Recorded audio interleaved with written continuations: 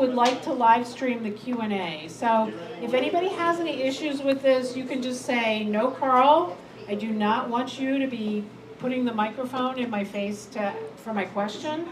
And we just won't do this. Sorry, just Nancy. remind everybody that we moderate it, so if he keeps the camera up here, they won't even be. Right. So we moderate the Q&A. So why don't I get to that part? So the next thing I wanted to tell you is that it's going to be a 20-minute talk. Nick is going to give you 20-minute plus or minus. Nick is going to give you an introduction to the topic, and then we're going to take a short 10-minute break. In that time, you can talk to the other people you just introduced yourself to at your table, talk about questions you want to ask, and then we're going to come back, and Nancy here, who's my co-organizer, is going to be moderating that Q&A. We're going to prioritize people who haven't spoken yet, haven't asked a question yet, to ask questions. So you've really got 1, maybe 2 shots at asking a question. So think about your questions before you ask them. This is the best way to say it. And in terms of not being on screen, Nick will repeat the questions. Right, sure. And Nick will repeat the question. So if you don't want Carl to record your voice, that's totally fine. But your question probably will be in the Q&A. If you have any issues, if you can't hear something because there's noise, because this is actually a functioning cafe, don't tell Arta, don't tell the servers. Please tell Nancy or myself. And we'll figure out what we can do to get Nick to speak louder or whatever the issue is. So, but please, they're working as hard as they can. It's really hard to be running the tables while you're doing this. So come to us with any issues. We have a couple of talks coming up. At the end of this month, at the end of August, there's no Science on Tap talk. We're on vacation. However, there will be a talk on August 28th at this time. So the last Monday of August, not related, not Science on Tap, but related. There's somebody who wants to give a talk on climbing Mount Everest, and I guess he just climbed Mount Everest in May. Yeah, and so he's organized this with Arta. So he'll be speaking at the end of this month. At the end of August. This is the end of this month. At the end of September, on September 25th, we're going to have a talk on orcas, which should be really interesting. Dawn Noren, who's a research fishery biologist at NOAA, is going to give a talk on southern resident killer whale research. And so that should be really exciting. We'll also have an exciting talk in October. We haven't scheduled that yet. And then we're off November and December because of various holidays throughout those months. So I guess with Nancy, did I forget anything else? No, I don't. Okay, great. So with no further ado, we're going to turn this over to Nick. Thank you. Thanks. Hi everyone. Thanks for coming. This should be fun. This is a controversial talk about a controversy of a controversy, effectively. So that should make it fun. I'm really excited for the Q&A and discussion. Really like the format where we sort of lightning round some points, and it will be sort of a lightning round. So then you will get to sort of pick and choose what you want to hear more about and talk more about through the Q&A. So apologies in advance for kind of flying through perhaps too many slides. This picture, I just got this digitized from the MOHI 3 days ago. They scanned an old negative that they found out of a newspaper article I found. Does anyone know what that's a picture of? Savannah, the nuclear ship Savannah. This is a nuclear-powered cargo passenger ship that came as its second stop in 1962. It came to the Seattle World's Fair, and it could be toured for a whole month out at Pier 91. Anyone remember going there? Really? Nice. Then we have one person who remembers. Yeah, I posted and people are like, I remember it. I was like 8 years old or 6 years old. Anyway, I just thought that's sort of a fun, somewhat related Seattle history story. All right, but I'll be talking about mostly power plants at sea. And before I get into that, I want to go through just a few brief introductory points about nuclear energy in general, why it's interesting, why people are talking about it today. And I'm just going to hit on the points real quick. And again, ask more if you want to hear more later on. So the status of nuclear power in the world? Oh, no. Hang on a second. Does that zoom out? Well, I wonder if we can Yeah, that's fine. That's perfect. Okay, so the primary energy used in the world is shown here. This is pretty new data. So we're 84% fossil fueled. This is primary energy, not electricity, but primary energy. Nuclear power makes about 4% of the world's primary energy. That's about 10% of our electricity. It's about a fifth of the electricity in the United States. We have around 100 reactors. And if you look at all of our low carbon energy, which is these in the green, in the US, nuclear makes 55% of our low carbon energy. So our nuclear fleet in the US is our #1 climate champion. It makes more than half of all of our low carbon energy. The plants of the world are shown on this map. The red ones are in operation, so you can see our friend Columbia Generating Station. We get about 5% of our electricity here in Seattle City Light from that one.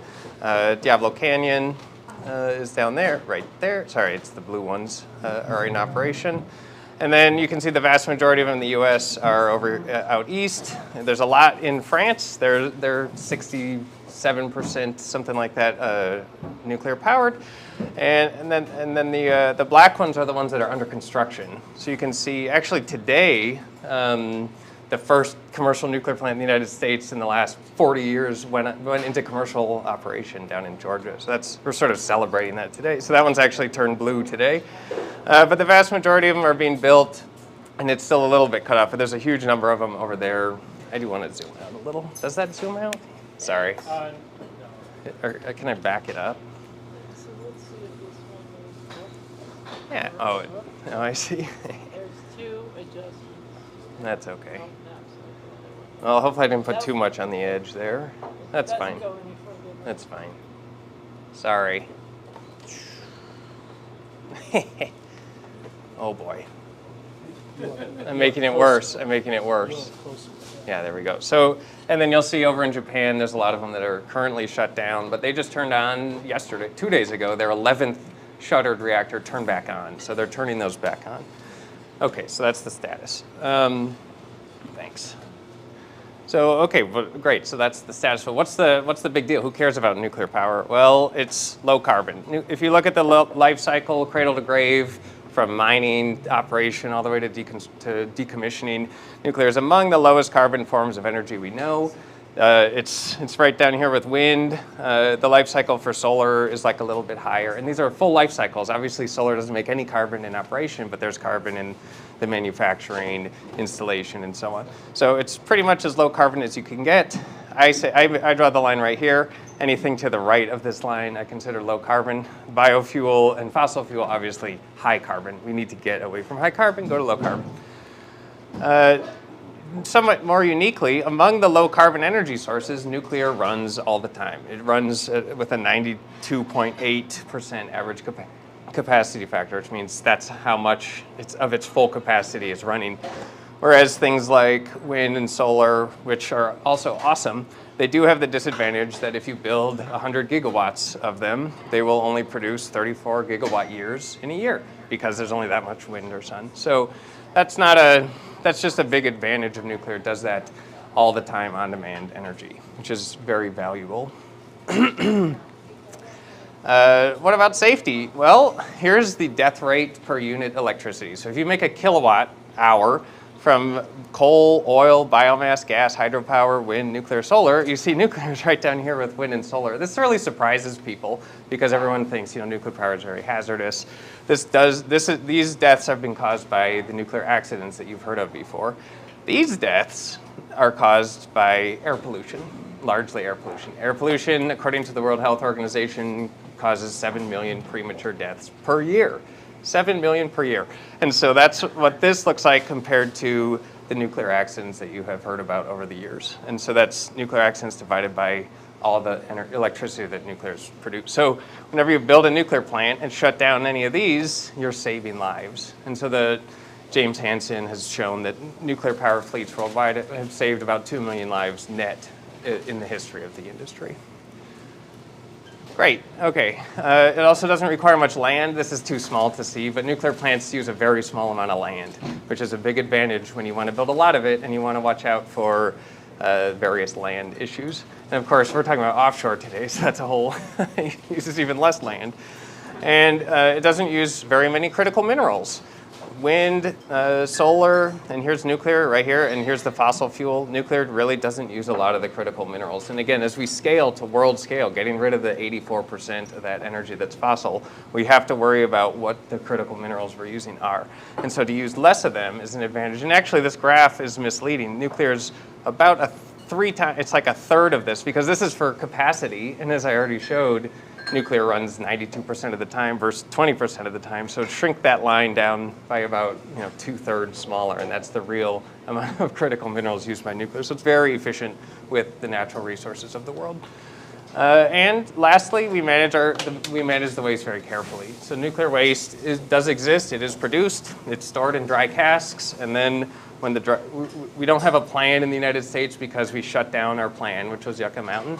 Other countries decided they were just going to go ahead and solve the problem, and so Finland has their long-term nuclear waste repository called Onkalo under licensing. Will be operational in about a year or two. And so this is a total scientific consensus solution. Deep geologic repository is the answer to nuclear waste. The people who tell you there is no solution to nuclear waste are wrong, and it's a solved problem. It's just a question of finding the sites, which is a political challenge. Okay, so that's the basics. So now we get to talk about offshore nuclear, and this is where it gets fun. So first of all, it's not totally crazy to have nuclear reactors in the water. You may know that if you go over to Bremerton or Bangor, there's a whole bunch of nuclear plants that live in the water. The nuclear-powered Nautilus was launched in 1954, and we have a bunch of nuclear-powered aircraft carriers. We used to have nuclear-powered destroyers and cruisers, but we don't operate those anymore, but some countries do. There are currently 175-ish numbers. It's a classified number. It's roughly 175 operational nuclear reactors prowling around in the seas today. And they've been in there for decades. So they live in that ocean environment, underwater, on the water, in the weather, in the corrosion, all that stuff. And these aren't little reactors. I mean, these aircraft carriers have 500 megawatt reactors in each of them. So they're big reactors. Another fun little data point is that there are such things as power ships. This is a fossil-fueled power ship from a Turkish group called Karadeniz. You roll one of these up to wherever you need power. Say you've had a big earthquake. You can drive this thing in. You run a pipeline out to it, and it runs an electric line back to shore, and you can have basically instant power without having to build that power infrastructure. There's a bunch of these roving around the world, providing energy services as needed. But that's a big disadvantage because those stacks are all emitting, high carbon, high particulate stuff, and you have to run a huge pipeline to them. So cool, but what if you didn't have to have the emissions or the pipeline? And that's where floating nuclear power plants, that's what they look like. This and these are not a new idea either. You'll find in nuclear, there's nothing new. Everything that you can think of has been done in the past. You just have to find the old pictures. This is the MH-1A. This is an Army reactor that it powered a section of the Panama Canal for about 10 years back in the 70s. So this was an old Liberty ship that they converted. They put a nuclear reactor on it. They put transmission lines. You can see the lines going here to the pumps and stuff. And so they've run relatively small floating nuclear power plants in the past. Great. So why might you want to be offshore? Being portable and stuff, that kind of makes sense. But what else is interesting about being offshore? Good connection to cooling water. One of the major safety challenges of a nuclear reactor is if you lose cooling, if your pumps turn off and your core starts heating up, you might melt the metal that's around the radioactive stuff. And so you need to have really robust cooling. Well, if you're floating in the ocean, you have a really good connection to an infinitely large heat sink. And so you can passively cool that reactor in any scenario based on the buoyant forces, just through natural forces. So you have excellent safety profile. The major threat to nuclear reactors is a loss of cooling accident. You've heard of Zaporizhia, the reactor out there. Everyone's worried about what if the dam runs low or the water runs low. Well, if you're floating, you don't have that concern. Sites available. These were originally looked at in detail, as I'm going to talk about in a second, because of siting. Finding the sites is challenging, and going offshore. That's why wind went offshore, is for siting. Same reason here. Earthquakes. If you're in the ocean and the ground shakes really hard, you don't shake very hard if you're floating. You have much lower earthquake acceleration, so the seismic design is actually much easier. There aren't many people around you, and you can move if the market changes. If they say, we don't want nuclear power anymore, or someone else is going to pay us more, you can just hoist anchor, disconnect the wires, and float off, which is pretty unique. You can't do that with many other power plants. Tsunamis are a concern, but when you're in deep water, tsunamis are very low wavelength. So the water rises and the water comes back down, but there isn't this huge wave until you go into shallow water, which is why those vessels out at sea don't have problems with tsunamis. Okay, and you can move to refuel. That's kind of interesting. You could like have 11 reactors for 10 sites and have one sort of relieving the other one, which goes home to fuel at a central base. So you can kind of keep each site operational. There's some interesting options there. All right, but none of those are really the big deal. The big deal has to do with construction. You may know that plant that we built in Georgia is, is 2 times over budget and at least 2 times delayed. So, and a big part of that is because construction of big nuclear mega projects is challenging. Hey.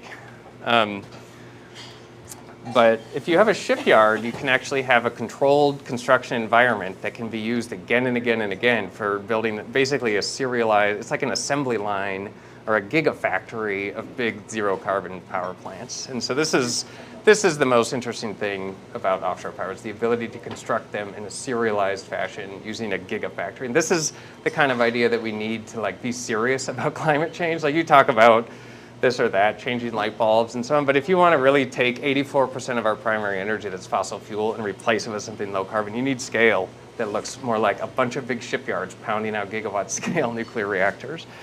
So, of course, there's disadvantages. I mean, we can all think of some disadvantages of being at sea.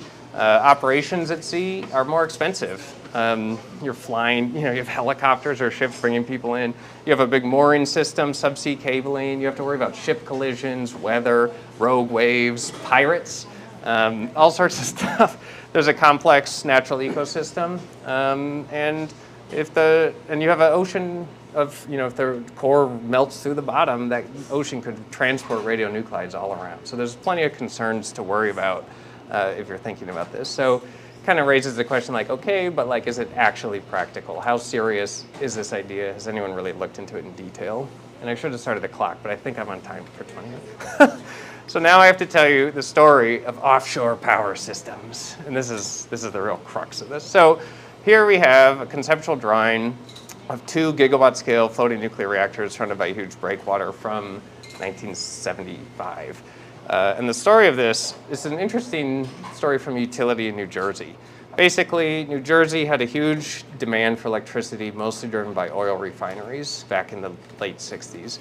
They had no more sites. They could not site nuclear reactors. And so an engineer said, well, what about offshore? And they talked about it enough that they actually got the idea going.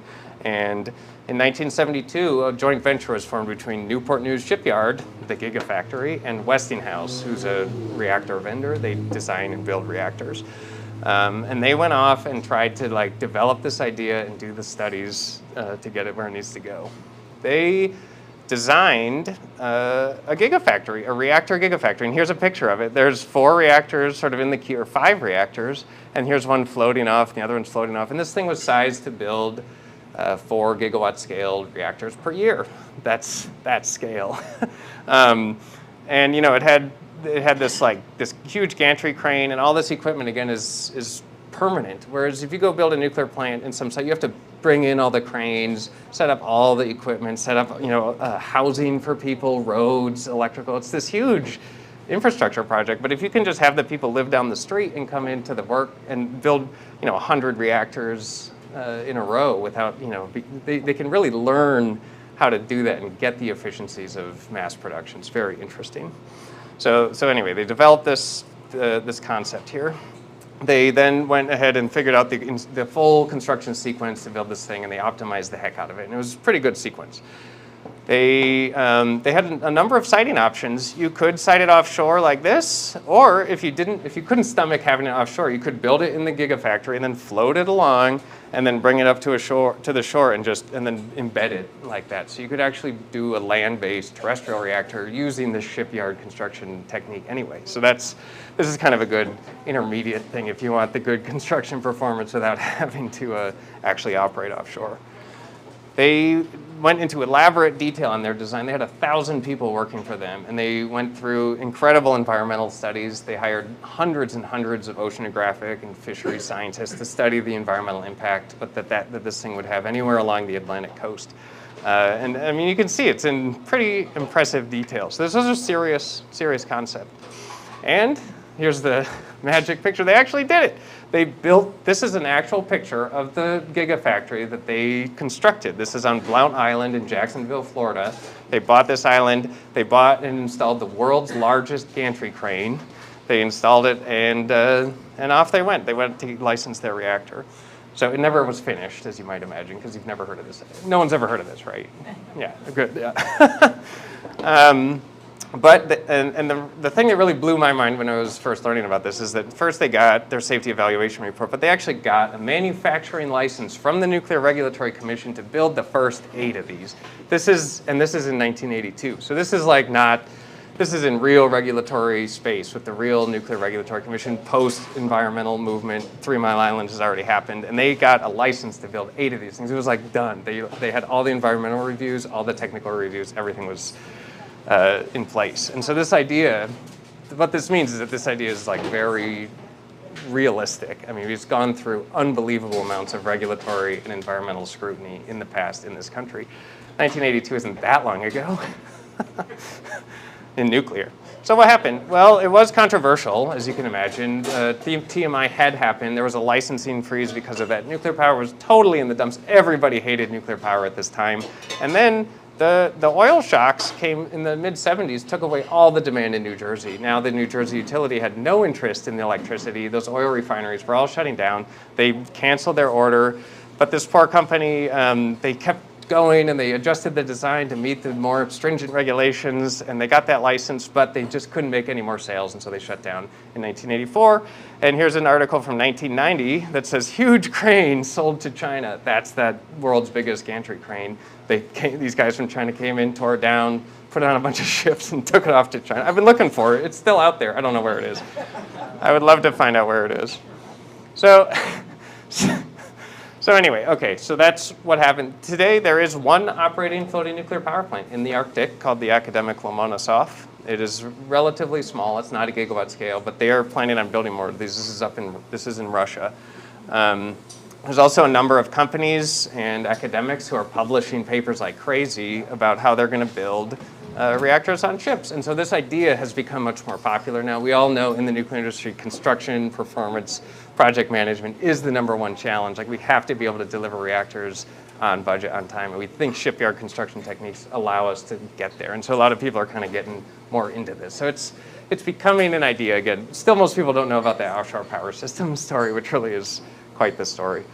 Total side note, because I love the Savannah, you can also totally decarbonize cruise ships and cargo. Cargo ships, much more importantly. There's a massive industry, all running on bunker fuel, huge carbon impact, and putting a reactor on a ship for cargo ships is like such an obvious idea, and it totally decarbonizes the whole sector. So that's another thing that you'll see. There's a few companies and a few reports coming out. This is getting much more interesting and popular as well. So in conclusion, we have an unbelievable amount of work. I don't think people understand how much work we have to do to decarbonize. 84%, and it's been steady. It's been 80. You know, we have more coal. Like in the last report, like coal production is increasing, oil production is increasing, carbon emissions are increasing. We are not going down. So we have to first stop and then turn around. And so the magnitude of work needed is unbelievable. Nuclear is now understood, and all you know, the European green institutions have classified nuclear as green. It has met scientific scrutiny to be classified as green, despite the opposition. We know we can, or we believe we can decarbonize faster with offshore production techniques. Yeah, and I just won't read it. Anyway, so this is my slide. Thanks for coming. This is on Pier 91. That's another picture from the Mohai. So that's it. So think about your questions and your discussion, and we'll be back in 10 minutes.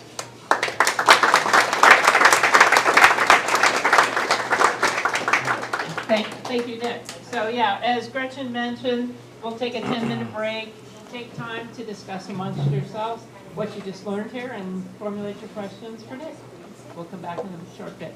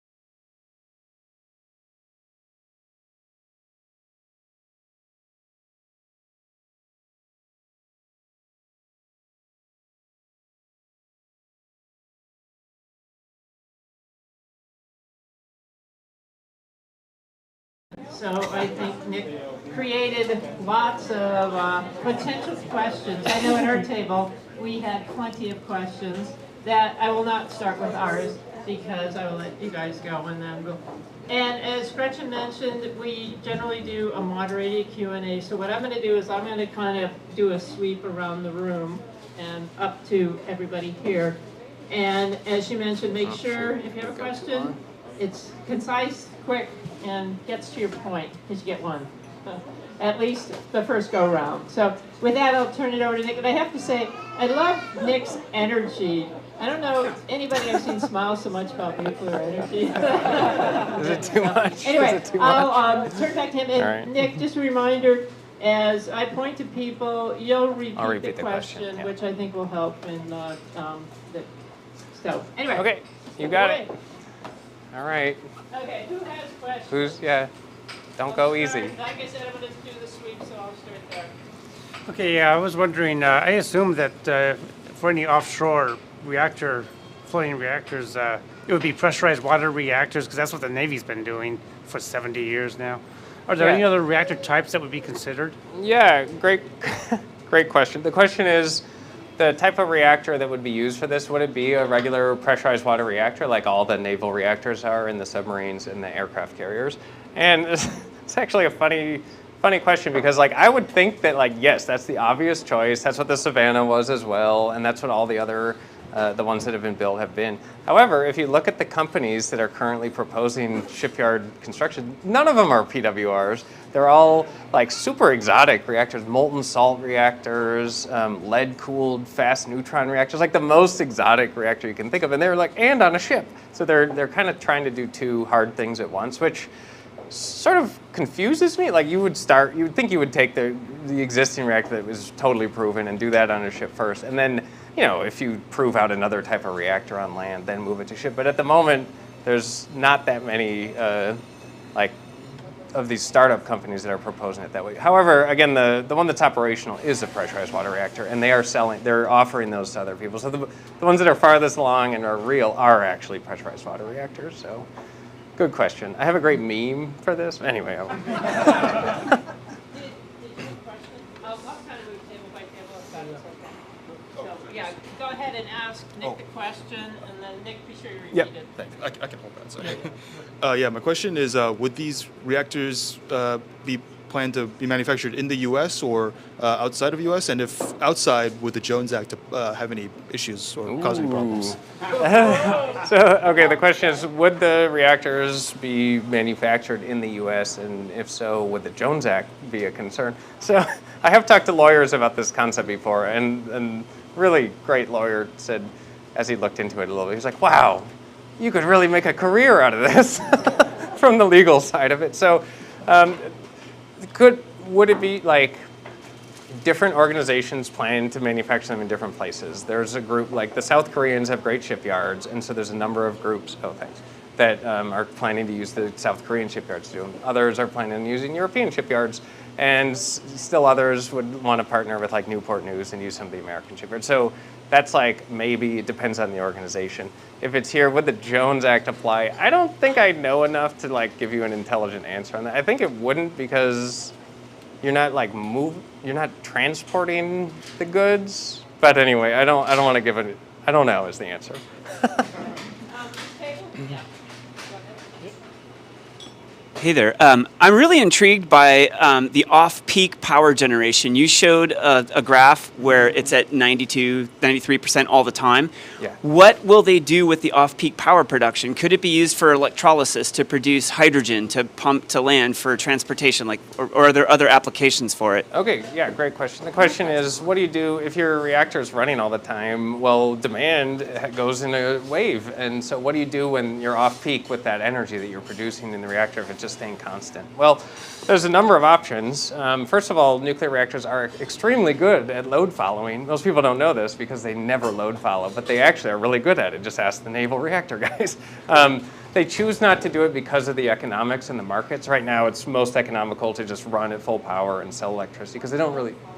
Oh, sorry. Load following is when you adjust the power of the reactor to follow the demand. So when everyone turns off their lights and goes to bed, you could turn the reactor down, but we never do. We just leave it at full power because it's base load. We turn down other things like natural gas and hydro at the moment. But there are other things you could do. If you stayed at full power, you could desalinate water. The USS Carl Vinson went to Haiti after the earthquake, and they made something like 200,000 gallons of water per day in that disaster area, because they have a huge desalination facility built onto aircraft carriers, as you might imagine. So you can desalinate water. You could make ammonia. It has been proposed in shipyards, and that ammonia can be an energy carrier that you then use as liquid fuel in transportation or jet fuel or other things like that. And yeah, there's other things. You can make hydrogen. There's a lot of things you can do. So yeah, there's a number of options, and what it's going to come down to is like what's economical, what's prioritized by the markets.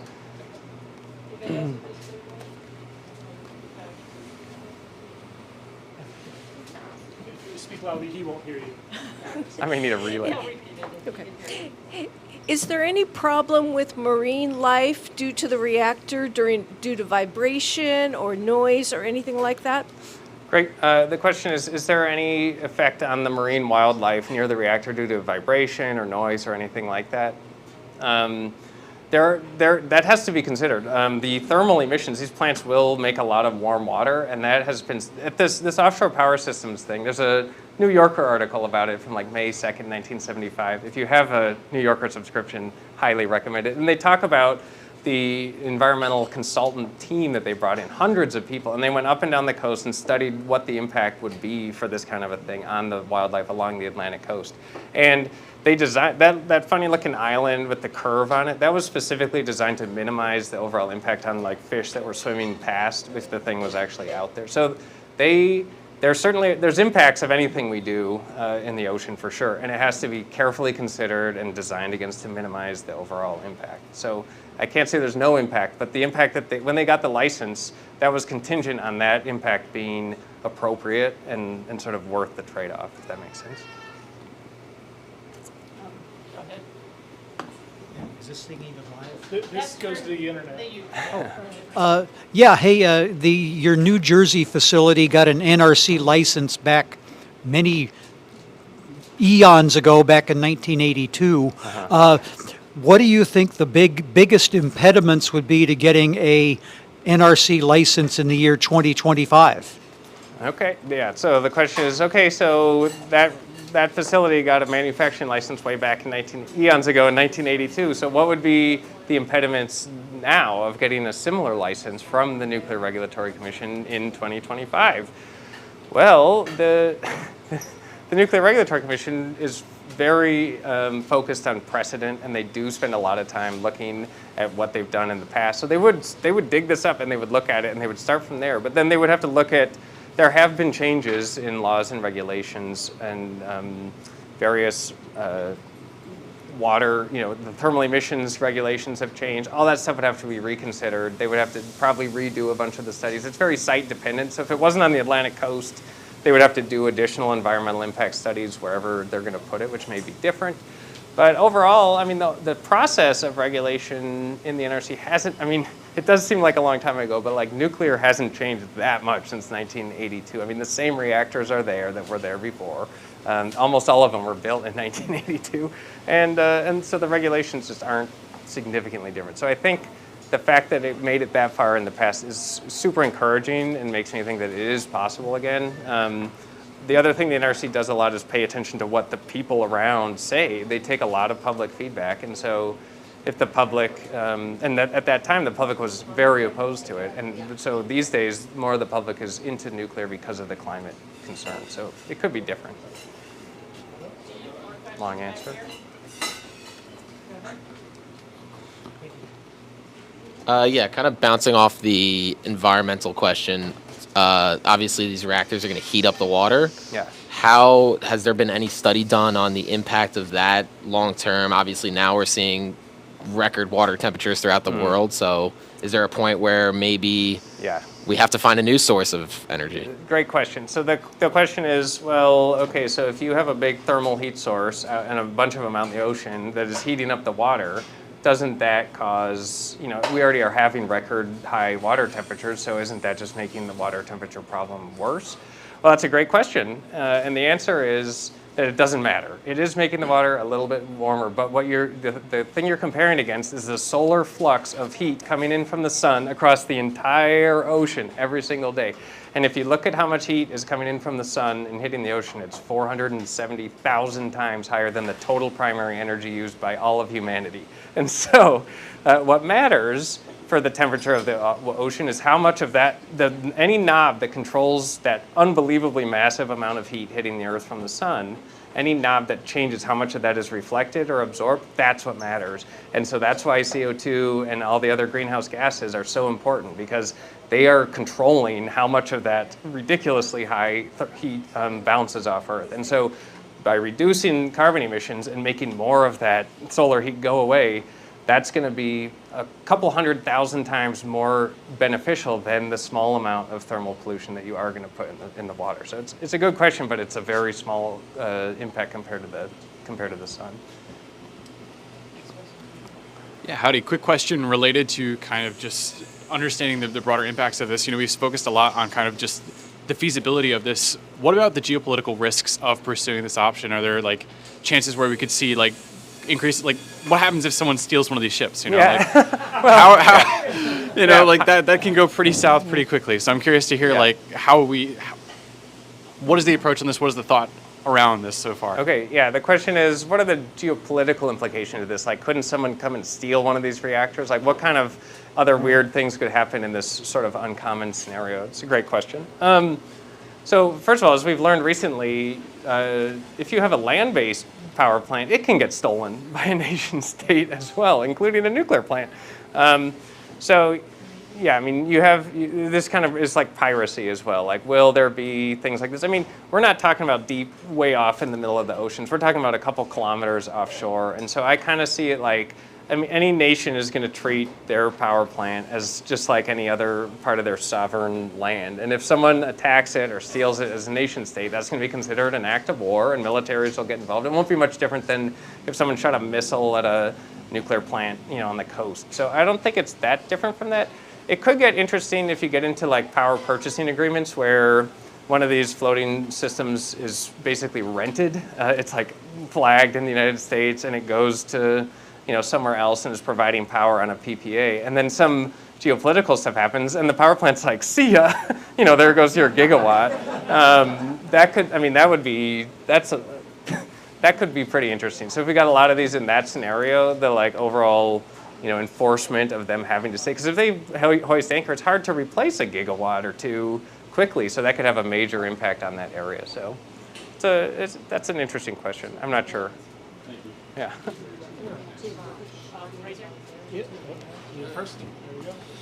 Hey, so a few years ago, I heard a little factoid about nuclear where I think someone told me that if you were to replace all the energy use we have today with nuclear, you'd run out of nuclear fuel in something like 50 years. Mm-hmm. Is there any truth to that? And is that something, if there is that something we've solved or? Yeah, why? The question is, okay, if we got 100% of our primary energy from nuclear reactors, he's heard that you would run out of uranium fuel in 50 years. So what's the point? It's it's another, limited resource that you're going to run out of eventually. So, and you hear that all the time. And so it's an interesting question, because if you just use the types of reactors that we use today, that's basically true.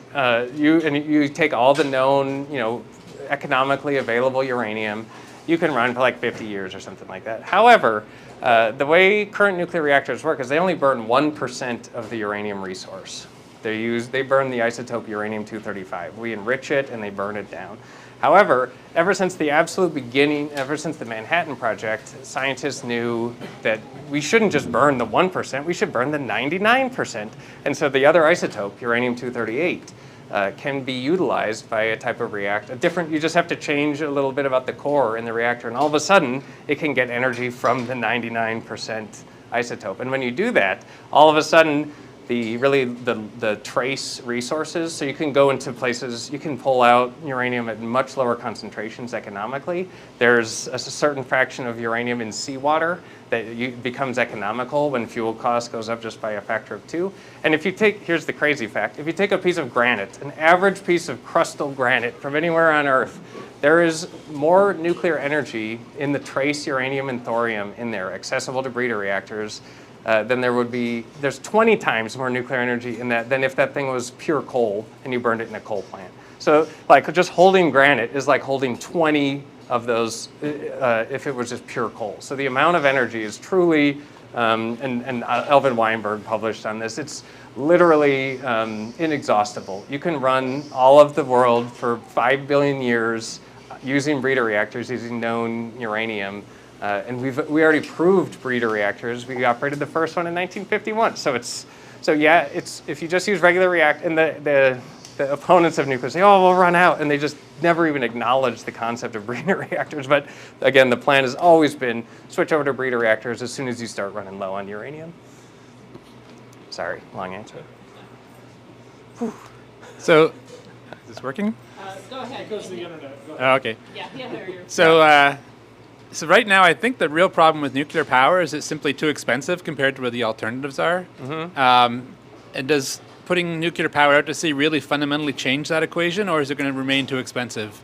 So the question is, the biggest problem with nuclear is that it's too expensive. So if you put it at sea, does that really fundamentally change the overall cost, or is it still going to be too expensive? So, I mean, you can't know for sure, but the major cost drivers for nuclear right now, and I do have a slide about this somewhere. Whoops. Oh, geez. Yeah, so this, unfortunately, can't read it. I'm sorry. Never mind.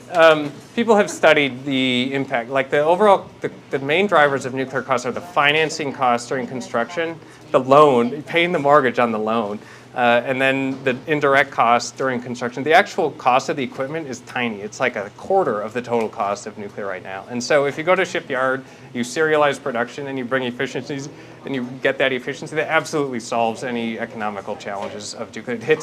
It gets the major costs dramatically down. And yeah, it may be a little bit more expensive to operate offshore, but it's going to be dominated by this. And by the way, like everyone says, nuclear is so much more expensive than the alternatives. But and that's from something called a levelized cost of electricity perspective. But these days, people are now realizing levelized cost of electricity is the cost on the margin. It assumes the existence of an infinite fossil-powered grid. When you start adding in things like transmission, storage, rebuilding the thing every 30 years, those costs start looking much, much different. And so now people are starting to say levelized cost of electricity is no longer appropriate to do cost comparisons. And even Lazard themselves published just in their last report said, well, we have to include the cost of intermittency, and that brings it much, much closer. So nuclear isn't even that much more expensive than the alternatives right now.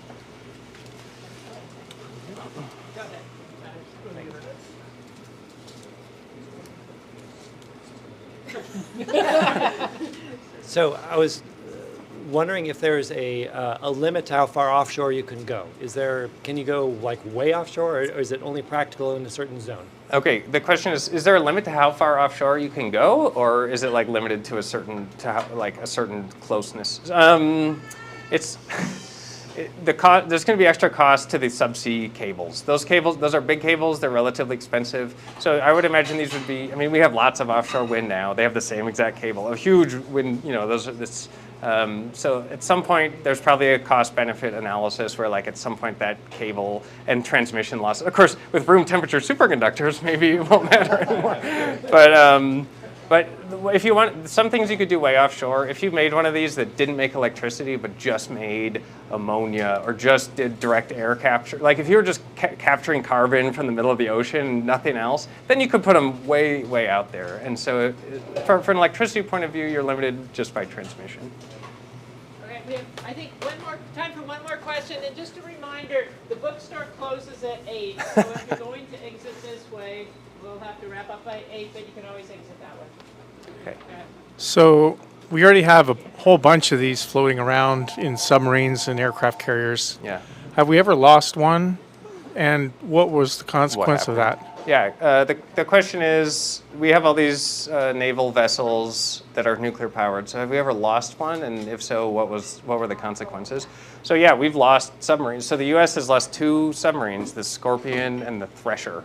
Both of them went down, not because of anything related to the nuclear plant, but there was a mechanical failure and they went down, all hands were lost. Very tragic.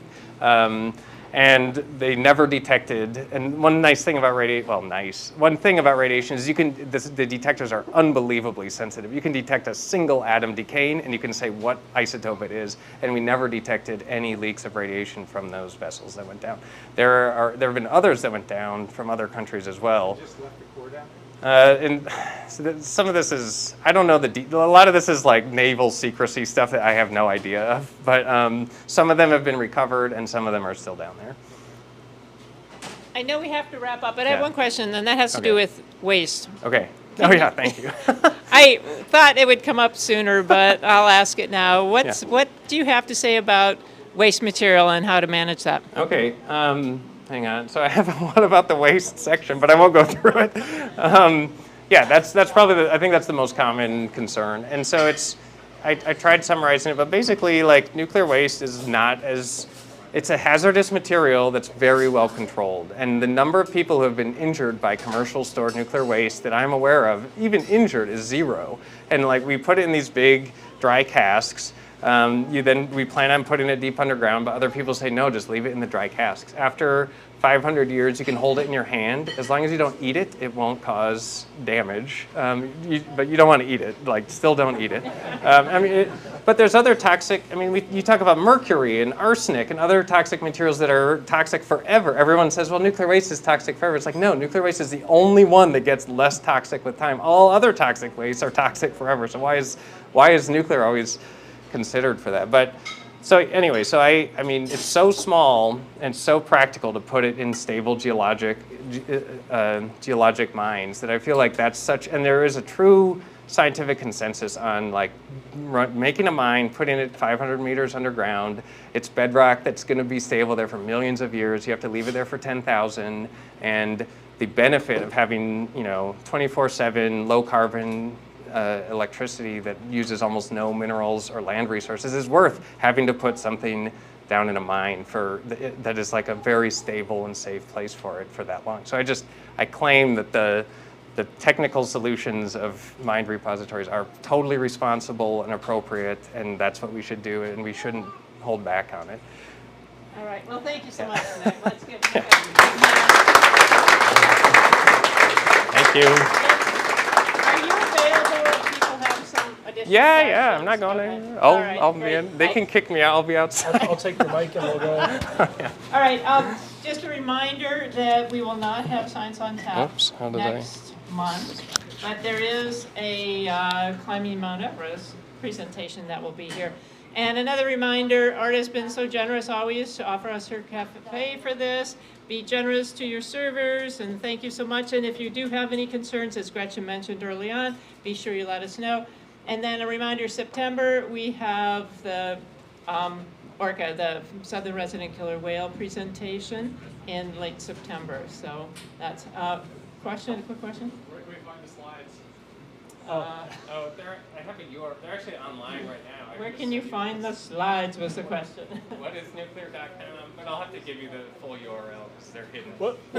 I'll edit the YouTube and make a better version that has the slides in detail. And just one more reminder, the bookstore closes at 8. Sometimes they don't lock their doors right away, but if you want to get out that way, you better exit quickly. If you stay and talk to Nick, you probably want to go out through the bar downstairs. So anyway, that's it for tonight. Thank you very much for coming, and appreciate all the energy generated by the discussion here. Thank you.